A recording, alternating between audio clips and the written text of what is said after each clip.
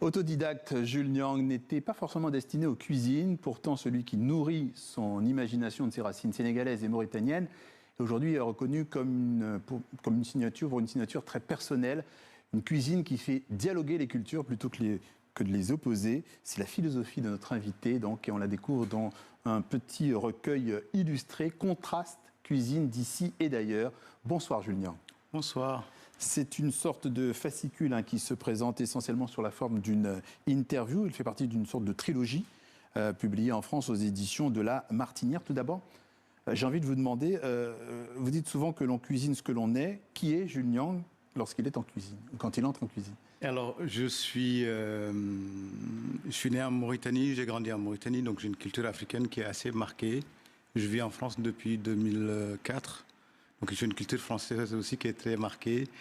Et l'idée comme dans la vie de tous les jours, c'est mon identité, elle est faite un peu de ce dialogue entre la culture africaine et la culture française.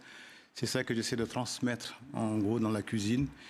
Et contraste, pourquoi contraste? Parce que j'aime l'idée qu'on est dans une sorte d'échange, mais d'échange d'égal à égal. Et on n'est pas dans quelque chose qui fusionne, on est plus dans quelque chose qui fait l'éloge de la diversité culturelle. Contraste, effectivement, c'est le nom de ce... Mais alors, vous parlez de cuisine, donc de contraste, c'est ça. Ouais. Vous êtes autodidacte. Est-ce justement ce parcours atypique qui vous a permis de construire une cuisine, justement, de contraste, sans frontières, sans code? Oui, complètement, parce que je ne suis pas formaté, donc je suis...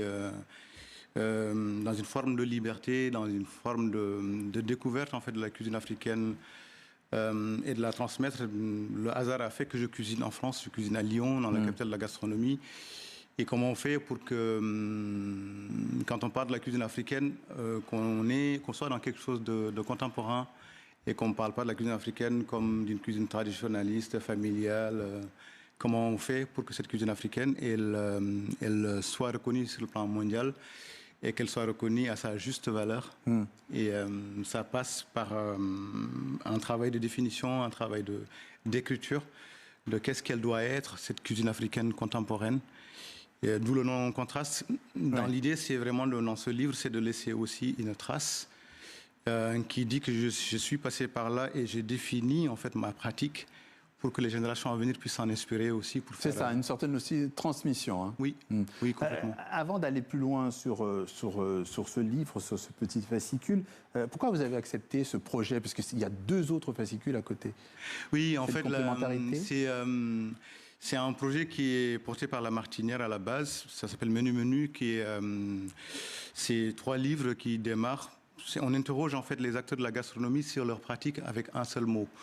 Donc il y a eu les Marcons qui font sur la transmission parce que c'est de père en fils. Christophe Felder pour le côté artisanat et moi sur le côté contraste. Ce qui est important, c'est de dire qu'on fait partie des acteurs de la gastronomie française. Des acteurs majeurs de la gastronomie française parce qu'il y a une forme de renouvellement de la gastronomie française qui se fait par des Africains, mais dont on ne parle pas forcément. Donc le meilleur moyen d'entendre parler de nous, c'est que nous-mêmes on en parle. Et cette cuisine de contraste que vous évoquez, il y en a quelques exemples. À la fin de l'ouvrage, vous avez des recettes que vous donnez? Oui, il y a des recettes que je donne à la fin des livres. Il y a notamment la lasagne de sakasaka. Sakasaka, c'est des feuilles de manioc qu'on mange souvent en Afrique. Comme vous savez, beaucoup de feuilles se mangent en Afrique.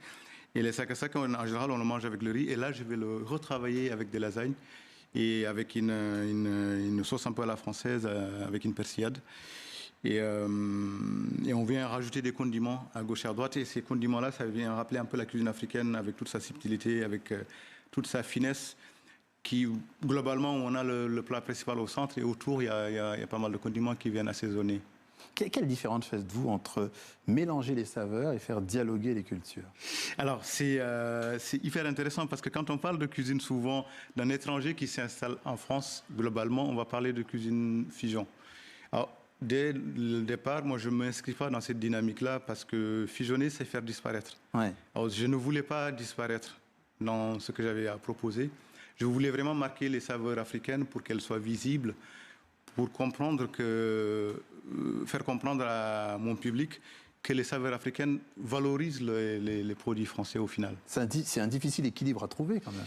C'est le métier, c'est le travail aussi de toute cette cuisine, de toute cette finesse, de cette justesse dans le travail qui fait qu'on y arrive. Et on y arrive depuis 2013. Et Petit Ogre, c'était le meilleur restaurant de Lyon en 2022. Donc ça dit quand même long sur le travail fait déjà.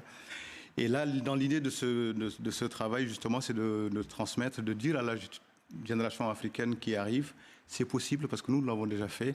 Et nous l'avons fait en partant plus loin que vous. Ouais. Donc vous avez la possibilité de le faire. Vous avez déjà fait une partie du travail, Ouais, c'est ça que... ouais. Ouais. Et vous pouvez le faire, vous pouvez encore aller plus loin. Il y a une base. Moi, quand j'ai démarré en 2013 à Lyon, quand on cherchait des référents dans la cuisine africaine, il n'y en avait pas. Maintenant, la cuisine africaine a le vent en poupe. Et je pense qu'on a des produits qui sont fantastiques. On a aussi une culture culinaire qui est assez solide. Donc on a juste à y croire et à le transmettre et à le pousser pour que ça aille plus loin. Bon, alors pour aller plus loin, bien, déjà on rappelle que vous êtes à la tête d'un restaurant à Lyon, Petit Ogre, que vous avez primé au trophée de la gastronomie.